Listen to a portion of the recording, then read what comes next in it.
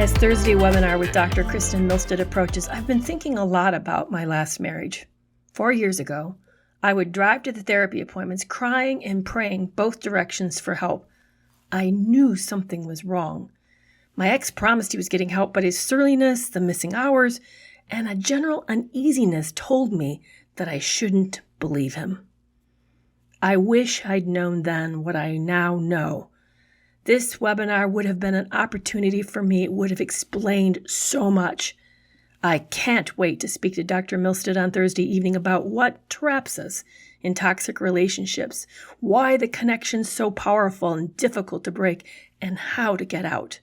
I hope you'll join me Thursday evening. The tickets are for sale in my show notes. Please come. Even if you can't make the event, every ticket holder is going to receive a free replay of the event after the event is over. Thank you so much for joining me today on Breaking Free from Narcissistic Abuse. I'm your host, Dr. Carrie Kerr-McAvoy, mental health specialist and narcissistic abuse survivor. Please leave a review and let us know what you think, and be sure to subscribe so you don't miss future episodes.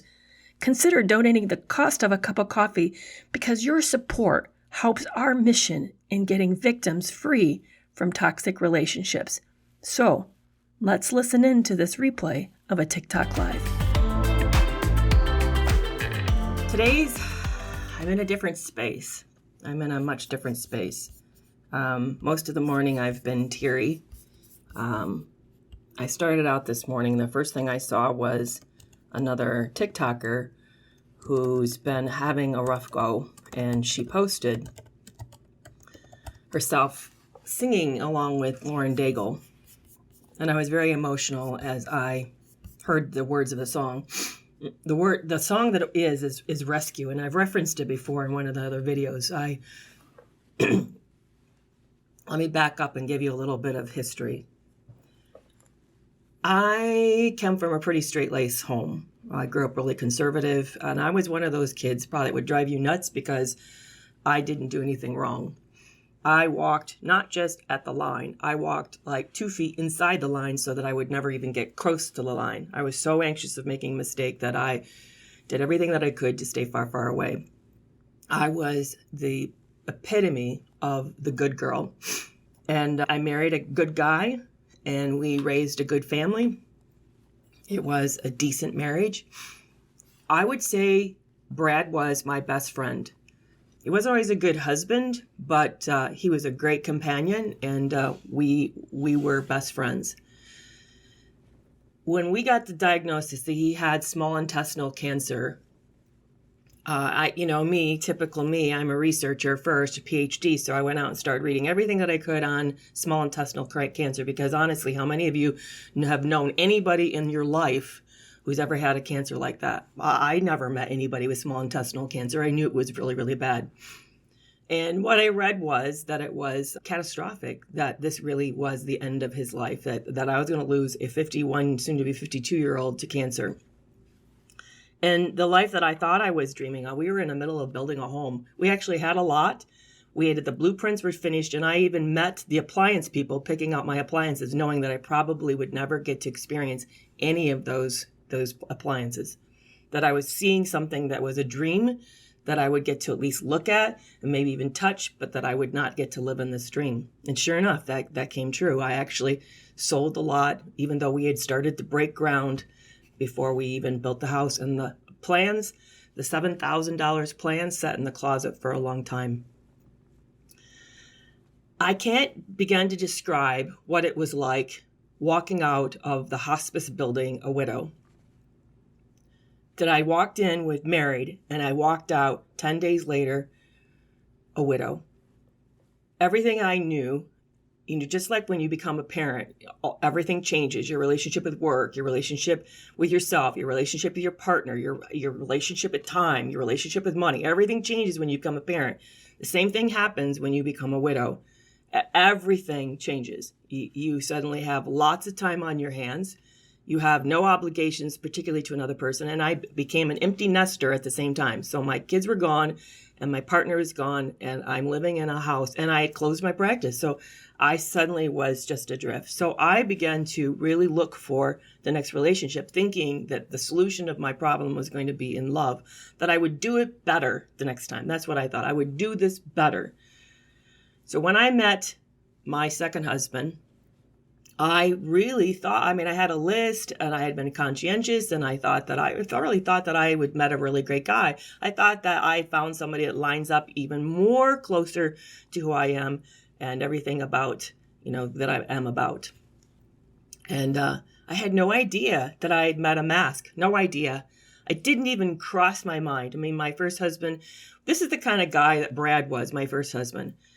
If Brad told you he was going to help you move, and who wants to help anybody move? Seriously. You have someone who loves you when they agree to offer to come help you move, especially if you got a multiple floor house. It's horrible. It's painful. But if Brad told you he was going to help you move and he got sick, he woke up throwing up that morning, he would still show up to help you move because that's the kind of person he was. His word was his bond. It was a promise, a commitment. I knew that I had someone who had promised to have my back. Promised. It never crossed my mind that the second guy wasn't like that at all, that I had met the complete antithesis of that, the complete opposite of that, that I had met somebody who was deceiving me. So here I am in this marriage, and I find out 2 months in that he was cheating. And I just think it's a one-off, even though I know his excuse is lame. And you know how you guys all do that. You hear a lame excuse, but you think, well, they're embarrassed. They're on the spot. And so they just threw out something stupid because the truthful comment would have been, maybe they didn't even know what the truth is. And so they say something stupid. You don't know that the lame excuse that you hear is actually because they're conniving and this is deception. And they didn't know they'd be put on the spot, but they don't think they owe you the truth. So they're going to tell you whatever comes to mind. And that's what I got. But I didn't know that.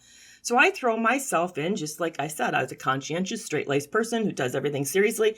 So I throw myself into rescuing him and saving him.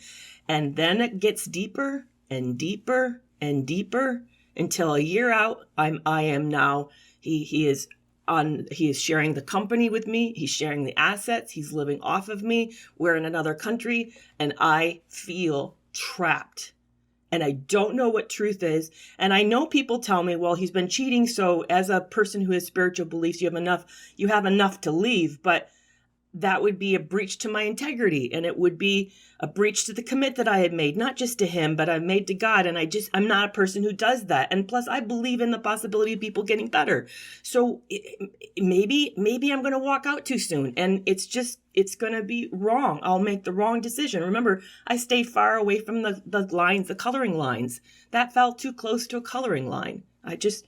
So I was going to therapy. And while I was going to therapy, I would listen to the song written by Lauren Daigle called Rescue. And I would listen to that over and over. I would sometimes scream it at the top of my voice, pleading for some out, some way, some clear out of this relationship. There had to be some way that would hold on to my integrity and hold on what was most important to me, and that I would know a clear answer of what was going wrong, and I would know I should walk out and leave.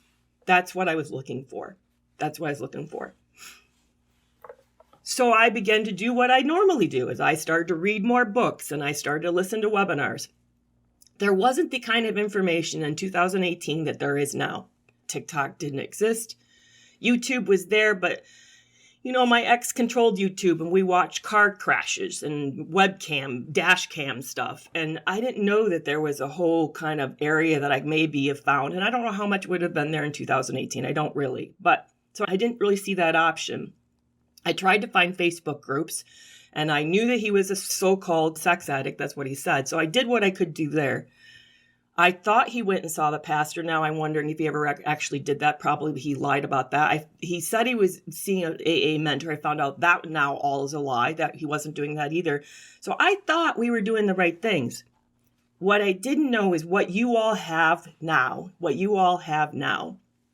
And that is the ability to understand the inside dynamics to narcissistic abuse and to understand the confusion. When I put together this webinar on Why Can't I Just Leave, and I'm so excited about it, guys. When I came across this book, I thought, this is the book. If I had had this book, I could have figured out what was going on. It held the answers. It told me why I was stuck.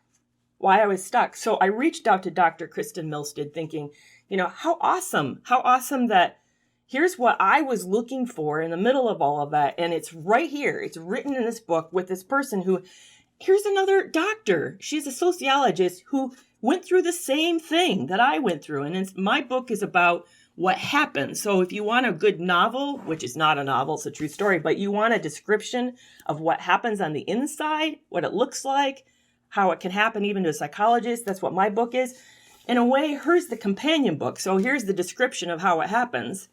And then here's the handbook and how to wake up and walk out. So that's why I created the webinar.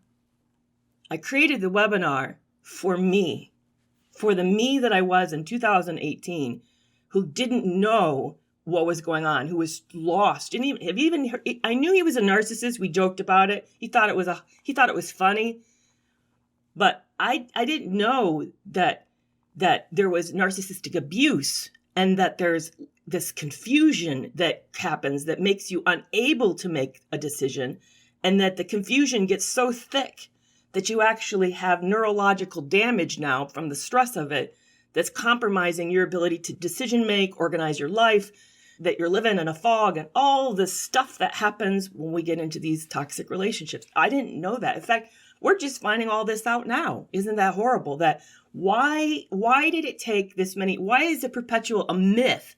Guys, the idea that you're codependent and a people pleaser is a myth. It's a myth. It's not true, guys. It's based on observational information that came out of domestic violence shelters 40 years ago. 40 years ago.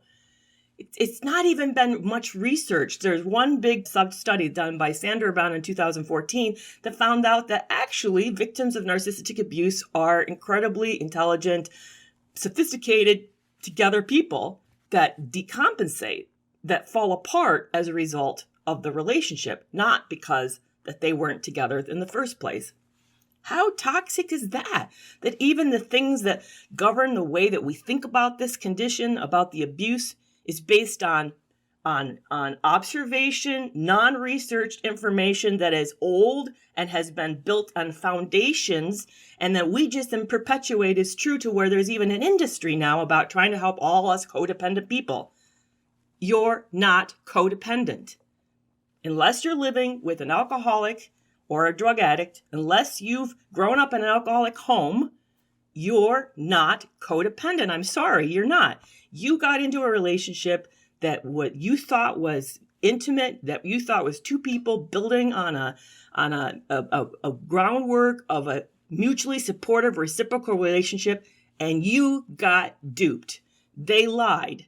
And the lie was so deep and so pervasive that it destroyed your sense of reality and caused incredible stress and confusion. That's what's been happening.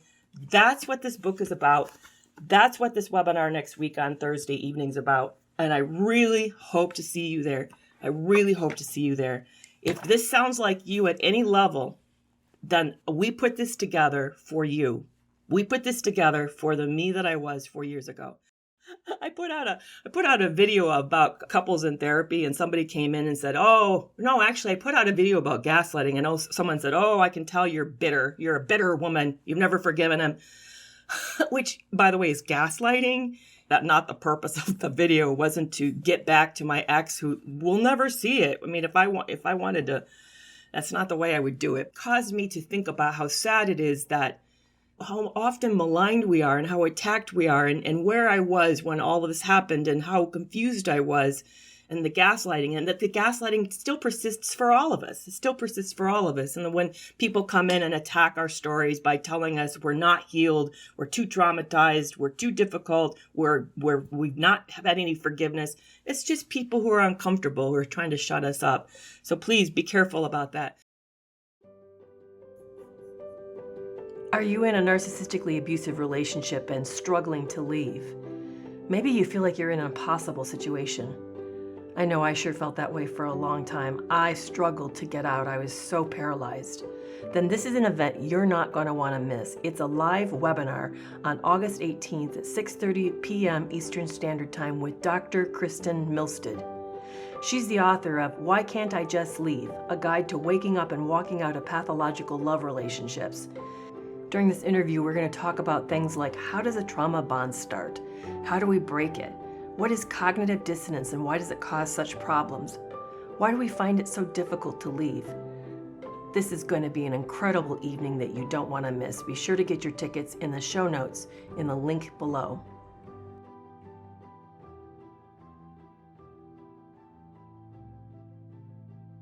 I want to tell you I'm going to do something special at the end. And I know this may not be everybody's cup of tea, so I want to warn you so that you have an option to opt out, or if you really want to hear it, you have an option to stay. And that is when we get close to 1:25. So in other words, in about 35 minutes from now, I'm going to read to you the first entry of a new book that I want to write. And it is for those of you who don't know, if you've never Googled me, was a Christian devotional writer first. I've published 4 devotionals, and then I published this book. So, so I have other works out there. I don't talk about it because, well, one, this is just not the platform to talk about it, but also because I feel like I'm not a poster child for Christianity. If you read any of my blog articles, you're going to know that right after I got done with that marriage and right after I got out of when I was widowed, I deconstructed a lot of my faith, and I went awry. I make a lot of Christians uncomfortable. That's the truth of it. My lifestyle, what I've done is makes people uncomfortable. I got a lot. You would not believe the biggest flack I got from my book, Love You More, was from the Christian audience. They actually some of them were hostile. It was really actually very painful. So I don't do that because I don't really know how to integrate both worlds very well. And I also don't know how to integrate my brokenness very well. But I have a new idea. And the new idea is to write 30 days of meditation for those who are coming out of a narcissistic abusive relationship or narcissistic abuse in general. 30 days of it. You know how they do like these 30 days of meditation for people who are working through some kind of sobriety program? So you can buy these meditation books. So I'm thinking about doing something like that. So I have an entry that I read, and here's the rest of the story about it. So I'm going to do that at 1:25. I'll read that. So if you're not into that, then you can exit. But this journal I wrote on May 15th, I'm going to tell you, get choked up. I dated when I wrote it. My sister was doing really bad. I didn't know at the time she probably had liver failure and kidney failure and that she was dying. I didn't know that. But she was really, really blue, really depressed. And we talked a lot. Sometimes we talk every day. So losing her has been just this really huge loss for me. So I read it to her. I read the early version of it to her, and she got to crying and said, "Please send that to me. I need that today. I'm really down and I really need that today." So I did. So she got to see it. So I will probably call this entry Carmen's entry just to honor her. And I'm definitely going to dedicate the book to her. So if you'd like to hear it, it's short and it's a meditation. And if you're into that, please stick around and I will make sure to read that. But now I'm going to jump over to your questions and pull myself back together. A Ribium Conjure fan page wants to know, what does she do when she has a spouse who won't stand up for her with a toxic family? That apparently she's in a narcissistic larger family and that it's very toxic. And then whenever they have these events, that probably the pressure comes in, and I'm sure it is not in her best interest, and maybe even they attack her. And I can certainly really feel your pain on this, by the way. That happened with me as well. I didn't get support in my in-laws either. And my late husband wasn't a narcissist. He had a few traits, but he wasn't a narcissist. He didn't know how to stand up to them too. It's not always a reflection of your partner being ill, like with a personality disorder, it may just be that they are such ingrained learned rules that it controls the dynamics, and they don't really know how to withstand that, because growing up in these situations, there's these unspoken rules carry huge consequences. It may have been for your partner that he would have been cut off. He may have been run down, made to be the stock joke of the family. It may have been he got punished. So there's a lot of things that can happen in families. Families are a very tricky, powerful system. And here's a way to think about it. Just like you're a person, you're a system. The way you think and conceptualize things, you're a culture. You're a little mini culture. But in the same way, families also are living organisms, and they have a culture as well. They have a set of rules as well.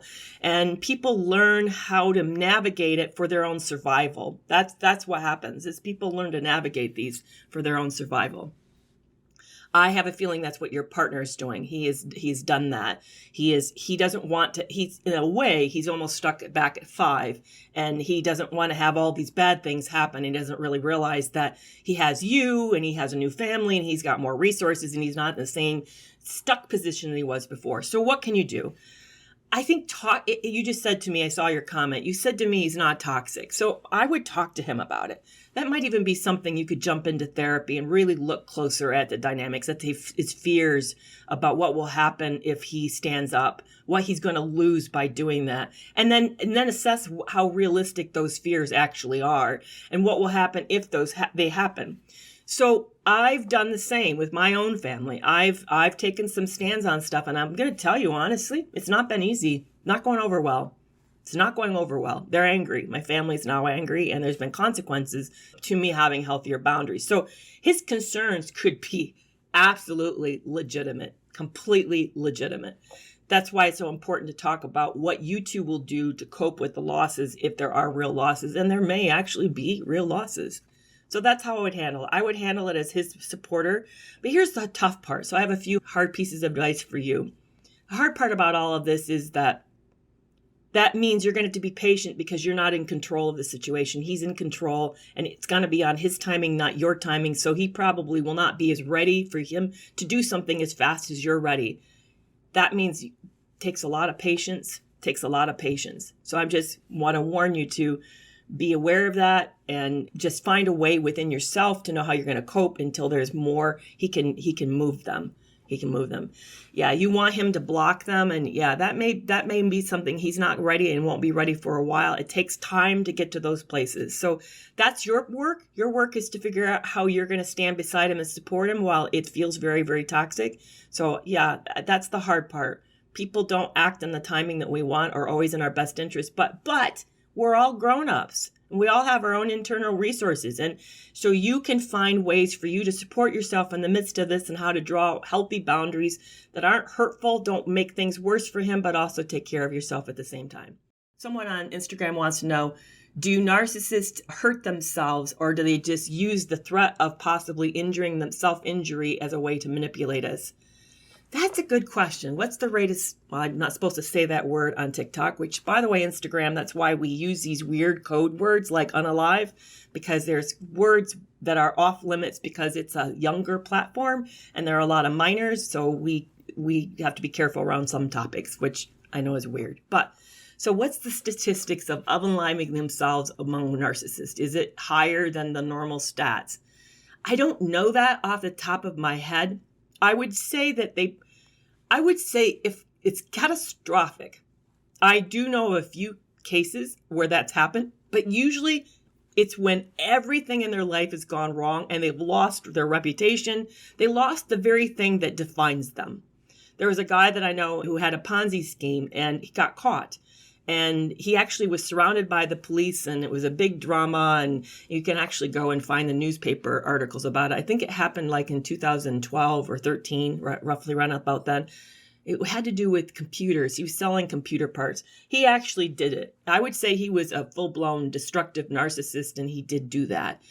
But he didn't use it he was hoping to manipulate the police with it, but he was also kind of at the end of himself, and that's when he used it. But more often more often, and this is what happens to victims, they end up thinking, I can't leave because every time I think of leaving, then they threaten they're going to hurt themselves. And so, what am I supposed to do because I don't want a person to hurt themselves? Most often that actually is manipulation. And okay, let's stand back and take a real kind of objective look at this whole thing. If someone is threatening to do that to themselves, you have options. You call 911. You have them assessed. They can always bring the police, the sheriff, or whomever. Now, I know I'm going to hear people who say, yes, that's not safe, and the police officers aren't any better. I get that, but what I'm saying is there's a system you can activate. You can activate this system. You don't need to be the reason that they're alive. There are built-in societal protections for all of us, and you can activate and use those ways as a way to keep yourself safe. It is a great card to play when you have a conscientious, sweet person who's empathic, and it does hook us well. It's a really good hook. So, but that's not your role. No one should be only living because you're in their life. That's not enough reason. It's very manipulative, very manipulative. So don't be controlled by it. I would really urge you to plan, know who to call, know who the psychiatric facility is in your town. Think about the ER, think about all those systems and make sure that you know how to activate them. And somebody else want to know, how did I leave? Because they start telling you about how desperate I got. So how did I get out? Well, here's the interesting part. And here again, you'd think, she's a psychologist. She knows shit, right? She should know shit. She helps people with problems. I couldn't see a way out. I think part of it was because I loved him. I wanted the love. I kept seeing his potential. And that little boy in him that was wounded really broke my heart. And I identified with him a lot. I talk about in the back end of my book how he accidentally, my unconscious mind was connected him to some of my early trauma around my family and my sisters. And I saw him in that. I saw that part of him. And I had made a vow to my family members, my little sisters, when they were getting abused, that I would not abandon them if I had ever had a chance to stand up for them again in life. And I saw him like an extension of that. So my own history was working against me to get out. I remember real clearly that I was having this fight with myself, and I'm sure anybody who's trapped in cognitive dissonance can relate to this battle where you go back with, what's wrong with me? I'm so crazy. Why can't I do something? So I was having this fight with myself. Why don't you leave? He's not nice. He's abusive. It's crazy. He's probably cheating again. Why are you staying? Why are you staying? And he had just gotten ruthless with me, the worst I'd ever seen it. What's interesting, by the way, he never laid a hand on me, and he never used a bad word. Well, once he used a bad word. But normally he never called me names, but he would get so nasty. It's amazing how you can just tear a person to pieces without ever calling them a name. And he just got done doing that. I looked out at the ocean and the way that it was wearing away the cliffs, and I thought, that's what he's doing to you. He's destroying you. Look what the water has done. The water, years of the water beating away at this volcanic rock. Look what it's done to it. His words are beating away at you, and look what it's going to do to you. It's going to do this to you. It's going to damage you like this. And I thought, he's never really loved me. And I would never be okay with one of my sons being treated like this. Just never. And something inside me shifted as I had that conversation with myself. Putting it on the plane of, this wouldn't be okay for anyone else. Then why are you the exception? Are you saying that it's okay? And you staying is saying that it's going to be okay. But it wasn't like I then just stood up and walked out. I didn't. But within hours of that conversation I had with myself, I got a phone call from one of my kids. It was really unusual. I knew that my kids, something was up. And I got a phone call that my youngest called me and said that my oldest was super ill, was acting strange. And I urged him to get into the ER immediately. And within hours, he called me back and he said, yeah, he's in ICU. He's so ill, he's in ICU. And then as I started to make my way home, I got the call midway in the flights that he had cancer, that my son had cancer. Yeah, it struck my family, my immediate family, twice. And I knew when I heard that diagnosis that my life was changing again.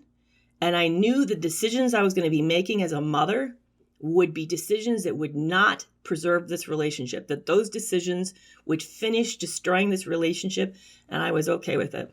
In fact, I got there and my son woke up just enough to recognize I was there, and he grabbed my hand. He was only semi-conscious. He doesn't remember saying this. He grabbed my hand and said, "Please, Mom, don't leave. Please, Mom, don't leave." And I said, "I'm going nowhere. I'm come home." And that was it. And sure enough, 2 weeks later, my ex fled. He returned back to where we'd been living, let me know a short time later that the marriage was over. I figured that. I was okay with that, and we moved right on. So that's how it ended.